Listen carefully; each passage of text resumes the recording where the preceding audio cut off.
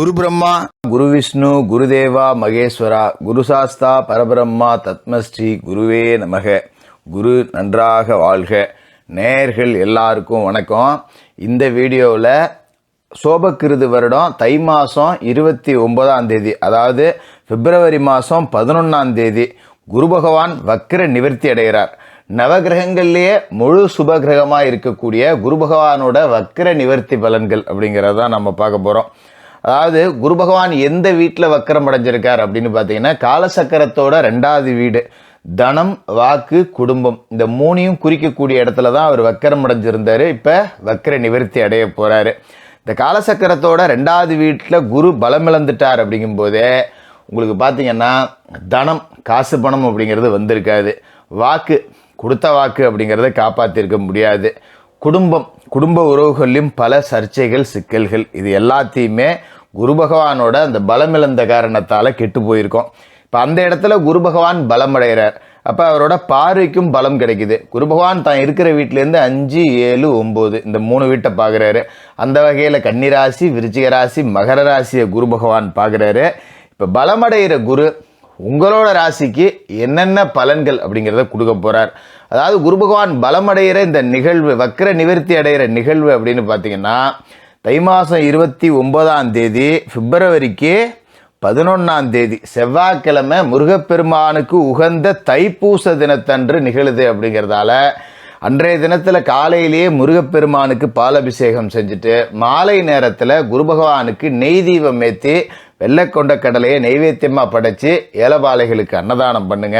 இந்த குரு வக்ர நிவர்த்தி காலகட்டத்தில் கோடீஸ்வர யோகம் உங்களை தேடி வரும். சரி, இப்போ உங்களோட ராசிக்கு என்ன பலன்கள் கிடைக்க போகுது அப்படிங்கிறத பார்ப்போம். மேசராசி நேயர்களே, உங்களுக்கு இந்த குரு பகவானோட வக்ர நிவர்த்தி காலம் எப்படி இருக்குது அப்படின்னு பார்த்தோம்னா, பொதுவாகவே குரு பகவான் யார் அப்படின்னு பார்த்தீங்கன்னா, உங்களோட ராசியை பொறுத்த வரைக்கும் 9வது வீட்டுக்கும் அவர் தான் அதிபதி, 12வது வீட்டுக்கும் அவர் தான் அதிபதி. அப்போ இந்த 9க்கும் 12க்கும் அதிபதியான குரு பகவான் இப்போ பலமடைகிறார். எந்த வீட்டில் பலமடைகிறார் அப்படின்னு பார்த்தீங்கன்னா, உங்களோட ராசிக்கு தனவாக்கு குடும்பஸ்தானத்தில் 2வது வீட்டில். அதாவது உங்களுக்கு லாப வீட்டில் சனி இருக்குது. இப்போ தன வீட்டில் குரு பலமடைகிறார். இவ்வளோ நாளாக அவர் பணம் கொடுக்கக்கூடிய இடத்துல தான் இருந்தார். ஆனால் அவருக்கே பலம் இல்லாமல் போனதால் பணம் கொடுக்க முடியல. அப்போ காசு பணம் வரல. 10 ரூபா திடீர்னு வர்ற மாதிரி இருக்குது, ஆனால் எங்கே போச்சுன்னே தெரியல. அதுவும் பார்த்திங்கன்னா நிரந்தரம் கிடையாது. வருது, அடுத்த மாதம் பார்த்திங்கன்னா வரல. திடீர்னு பாக்கெட்டில் 10,000 வச்சுருக்கேன், அடுத்த நாள் பார்த்திங்கன்னா 10 ரூபாய்க்கே நான் சும்மா நிற்க வேண்டியதாக இருக்குது. வெள்ளையும் சொல்லியுமா அப்படியே சுற்றிக்கிட்டு இருக்குமே ஒழிய வெள்ளை சட்டையில் 10 ரூபா கூட இல்லை அப்படிங்கிறதே நமக்கு மட்டும்தான் தெரியும். அப்படி தான் வாழ்க்கை ஓடிச்சு. அதே நேரத்தில் உங்களோட ராசியை பொறுத்த வரைக்கும் விரைய வீட்டில் ராகு இருந்துக்கிட்டு தேவையில்லாத விரைய செலவுகள் எல்லாத்தையுமே கொடுத்துக்கிட்டு இருந்தார். இந்த குரு பலவீனம் அடைஞ்சதால் இந்த ராகுவோட ஆட்டம் அதிகமாகி போச்சு. ஏகப்பட்ட தேவையில்லாத செலவு, கண்ணாப்புனான்னு காசு போகுது, கடன் வாங்கியெல்லாம் செலவு பண்ணுறேன் அப்படிங்கிற நிலைமைக்கு போயிடுச்சு. நான் இப்படிலாம் இருக்க மாட்டேன், இருந்தால் 10 ரூபா செலவு பண்ணுவேன், இல்லைன்னா கொஞ்சம் இறுக்கி பிடிச்சிக்கிட்டு அப்படியே கை பணத்தை எண்ணி செலவு பண்ணுற ஆள் தான். ஆனால் நமக்கே வெட்டி செலவு வச்சிருச்சே அப்படிங்கிற மாதிரி தான் ஓடிச்சு. இனிமேல் அது இருக்காது, நீங்கள் கவலைப்பட வேண்டியதில்லை. என்ன காரணம் அப்படின்னா, இந்த குரு பகவான் பலம் அடைகிறது தான்.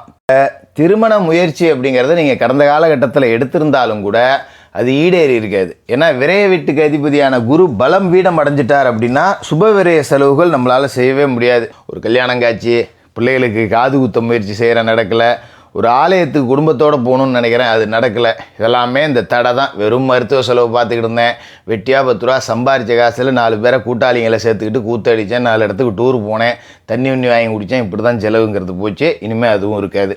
சரி, போனதை விட்டுருவோம். இப்போ என்ன நடக்க போகுது அப்படின்னு பார்த்துருவோம். முதல்ல 9ஆம் வீட்டுக்கு அதிபதி குரு பலமடைகிறார். அப்படிங்கும்போது தந்தைக்கும் மகனுக்குமான அந்த பிணக்கு அப்படிங்கிறது நீங்கும். அப்பாவுக்கும் மகனுக்கும் 7ஆம் பொருத்தமாக இருக்குது அப்படின்னு படாத பாடுபட்டுக்கிட்டு கிடந்திருப்பாங்க. உங்களுக்கு தெரியாது, வீட்டில் இருக்க தாயாருக்கு தான் தெரியும். என்னப்போ இந்த ஆளுக்கும் அவனுக்கும் ஒத்தே வர மாட்டேங்குது, என்ன பண்ணுறது, இந்த ஆள் ஒன்று சொன்னாலும் அவன் ஒதுங்கி போக மாட்டேங்கிறான், அந்தவன் தான் ஏதாவது செய்கிறான்னாலும் இந்த ஆள் கொஞ்சம் சரி நம்ம பிள்ளை தானே என்ன விட்டு கொடுத்து போக மாட்டேங்கிறாரு அப்படின்னு 4 பேர்த்தில் அக்கம் பக்கத்தில் தான் புலம்பிட்டு இருந்திருப்பாங்க.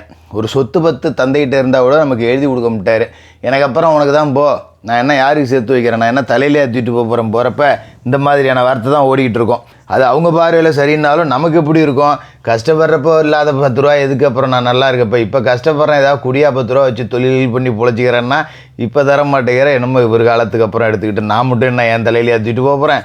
நீ எனக்கு கொடுத்தீங்கன்னா நான் 10 ரூபா சேர்த்து அதை வச்சு சம்பாரித்து என் பிள்ளைக்கு கொடுத்துட்டு போவேன். இவர் நம்ம நான் விற்று தின்னுற மாதிரி பேசிகிட்டு இருக்காரு. இப்படி தான் ஓடிக்கிட்டு இருந்திருக்கோம். அது மாறும்.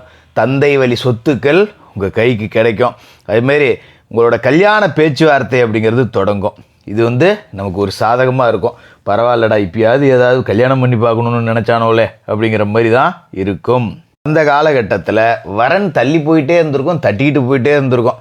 எத்தனையோ இடத்துல போய் பொண்ணு பார்த்தேன், எத்தனையோ வீட்டிலேருந்து மாப்பிள்ளை என்ன பார்த்தாங்க.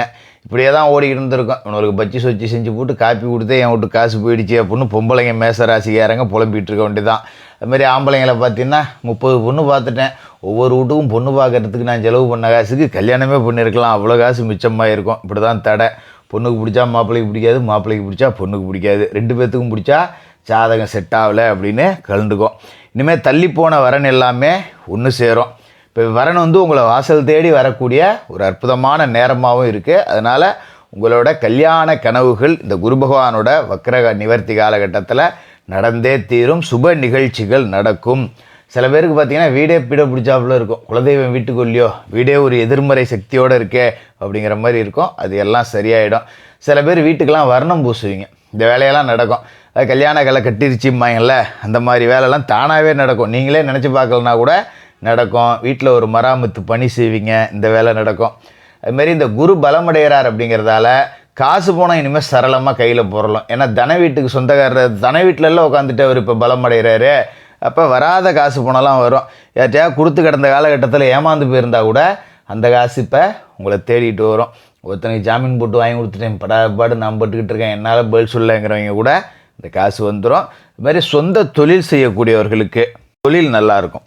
அது வெளியிலேருந்து பார்க்குறவங்களுக்கு நம்மளை ரொம்ப ஏளனமாக பேசியிருப்பாங்க. என்னமோ தொழில் பண்ணுறானா இவனும் சுற்றிட்டு இருக்கேன், எங்கேயாவது வெட்டியாக சுற்றிட்டு இருக்கிறத, வேலைக்கு போனாலும் 10 ரூபா சம்பாதிக்கலாம், இதுவும் கடை வைக்கிறேன், அதை பண்ணுறேன் இதை பண்ணுறேன்னு உட்காந்துருக்குன்னு ஏளனம் பேசினவங்க மத்தியில் என்ன தொழில் தொடங்கணுமோ அதில் நான் 10 ரூபா சம்பாரிச்சிட்டேன், சாதிச்சு காட்டிட்டேன்னு மற்றவங்க மேலே மூக்கில் விரல வைக்கிற அளவுக்கு ஒரு வாழ்க்கை அப்படிங்கிறத வாழ்ந்து பார்த்துடலாம். தொழில் நல்லபடியாக வளர்ச்சி அடையும். அதோட முக்கியமான விஷயம் என்ன அப்படின்னு பார்த்தீங்கன்னா, குரு பகவானோட பார்வைக்கு பலம் இருக்குது. இப்போ தன வீட்டில் அவர் பலமடைகிறாருங்கிறதால கொடுத்த வாக்கி நீங்கள் காப்பாற்றிடுவீங்க. அவன் சொன்ன பேச்சில் கரெக்டாக நிற்பாயான்னு பேர் எடுத்துருவீங்க. குரு உங்களோட ராசிக்கு 6ஆம் வீட்டை பார்க்குறாரு, 8ஆம் வீட்டை பார்க்குறாரு, 10ஆம் வீட்டை பார்க்குறார்.